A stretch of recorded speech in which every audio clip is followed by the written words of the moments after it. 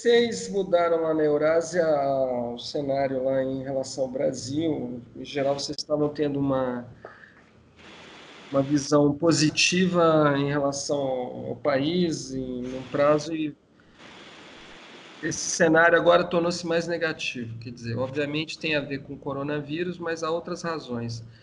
Quais são essas razões?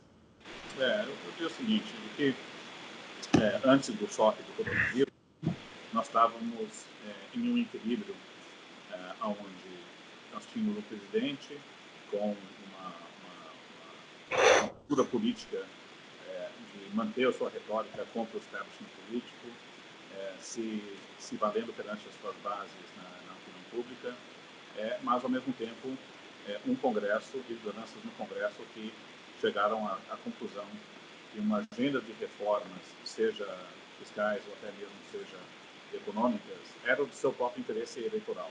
Né? Isso tinha muito a ver com um diagnóstico no Congresso de, ao reduzir gastos obrigatórios, se dava espaço para poder apropriar mais recursos no orçamento.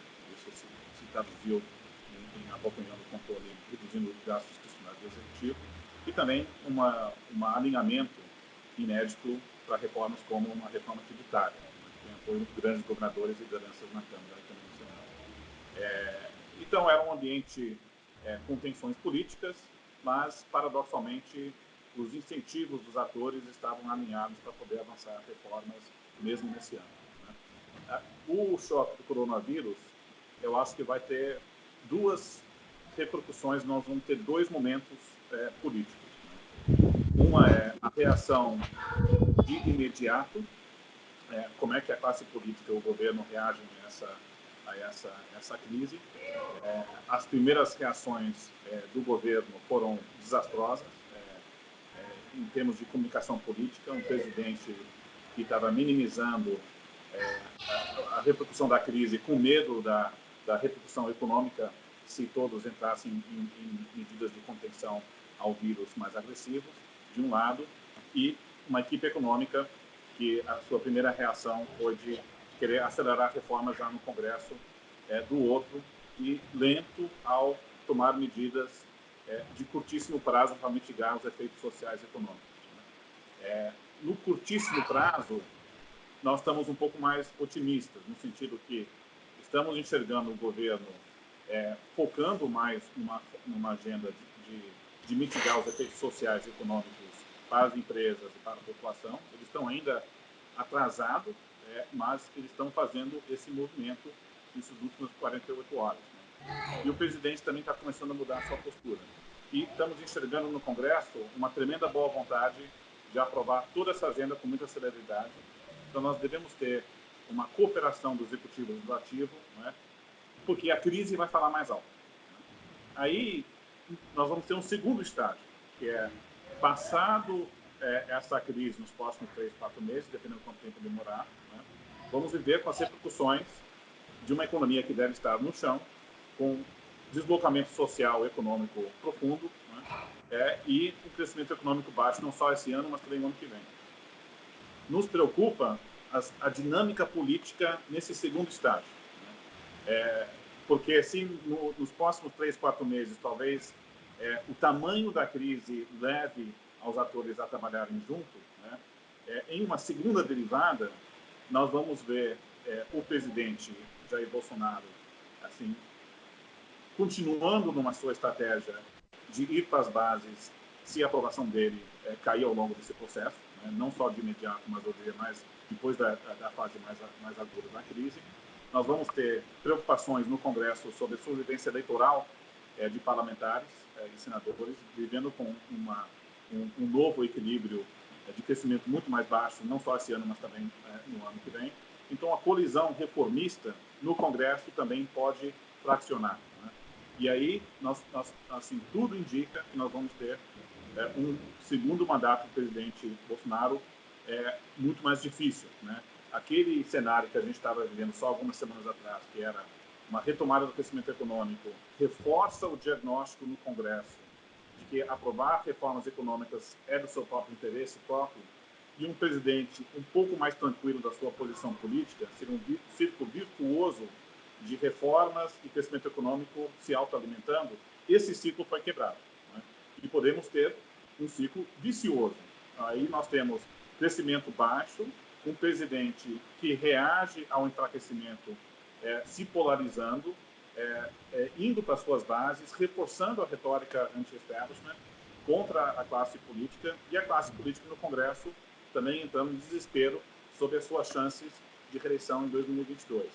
Então, é um cenário, eu diria, muito mais precário, mas no curtíssimo prazo, nos próximos 2 meses, 3 meses, a nossa aposta é que o senso de urgência e o tamanho da crise devem manter e apaziguar esses ânimos no curtíssimo prazo, e devemos até ter um grau de cooperação nessa agenda no curtíssimo prazo.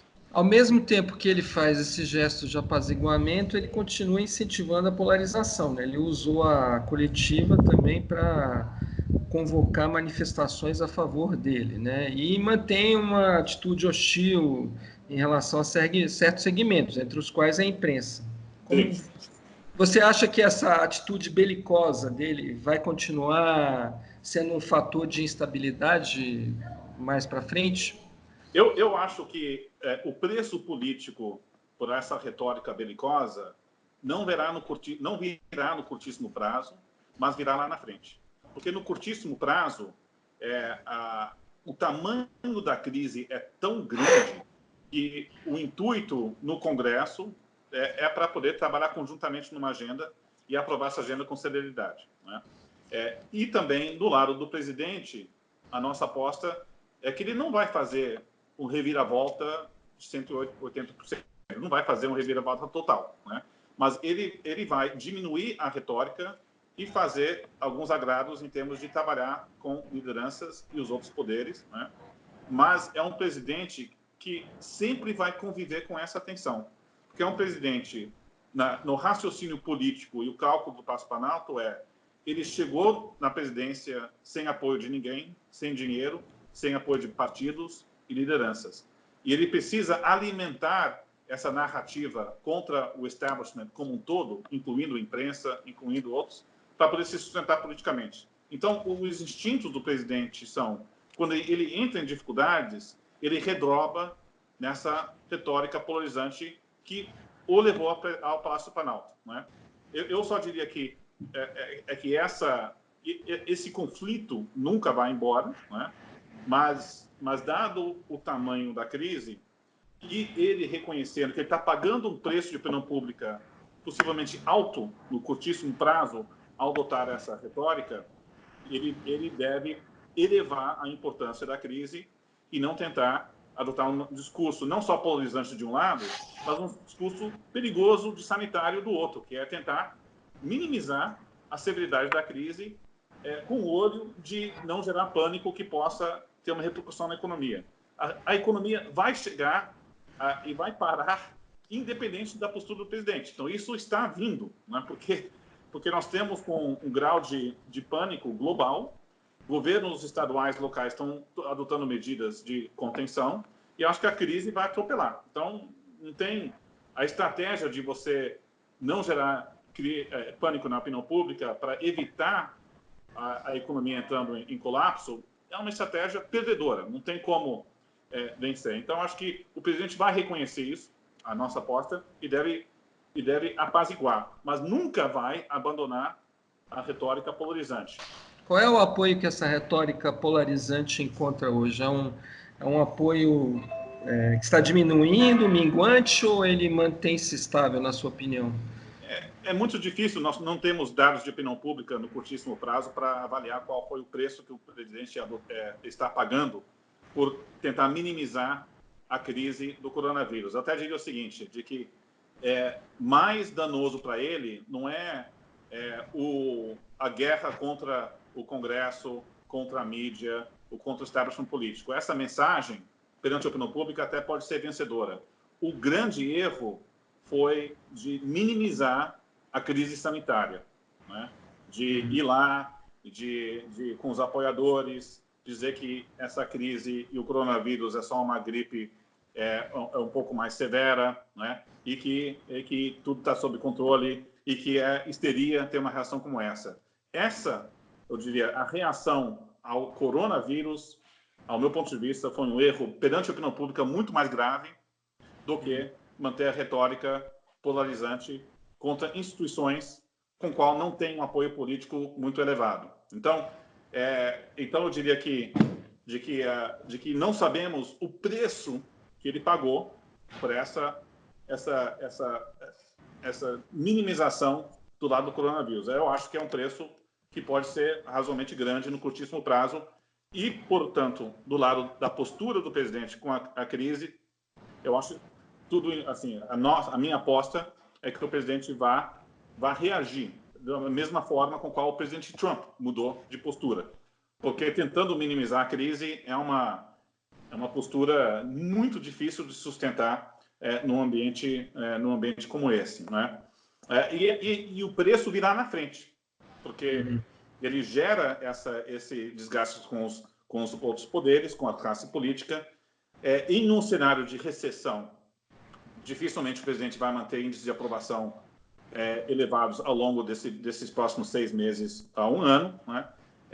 E ele enfraquecido politicamente, se ele voltar e insistir na narrativa contra o establishment, aí podemos ter um ambiente mais perigoso. Isso é a nossa preocupação. Nós fizemos o downgrade do longo prazo, porque a segunda derivada dessa crise nos preocupa muito mais do que o conflito institucional do curtíssimo prazo. Não achamos que vamos ter conflito institucional de curtíssimo prazo. Até mesmo a oposição dificilmente vai levar adiante qualquer processo de impeachment.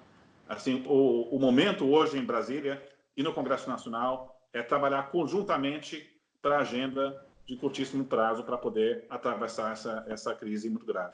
Mas a longo prazo você não descarta a hipótese de um conflito institucional mais sério? Não, eu acho que essa hipótese com certeza estou no radar, né? Isso que a gente queria sinalizar para os nossos clientes em fazer no downgrade do longo prazo. É claro que aonde é que nós vamos, assim, um cenário político que virá depois da crise vai depender muito dos próximos 2, 3 meses, né? Os momentos mais dramáticos dessa crise, em termos econômicos, sociais e políticos, ainda estão por vir, né? E, portanto, e também a postura que o presidente Bolsonaro e o seu governo adotarem, o teste, né? Maiores testes também estão por vir. O primeiro teste, que foi as últimas 2 semanas, o governo foi muito mal, né? Com certeza, né? Opinião pública, em termos de gestão, o governo está fazendo essa mudança, mas essa avaliação vai depender das ações do governo e a agressividade de medidas que podem ser tomadas nesse próximo mês. Então, os testes mais importantes ainda estão por vir.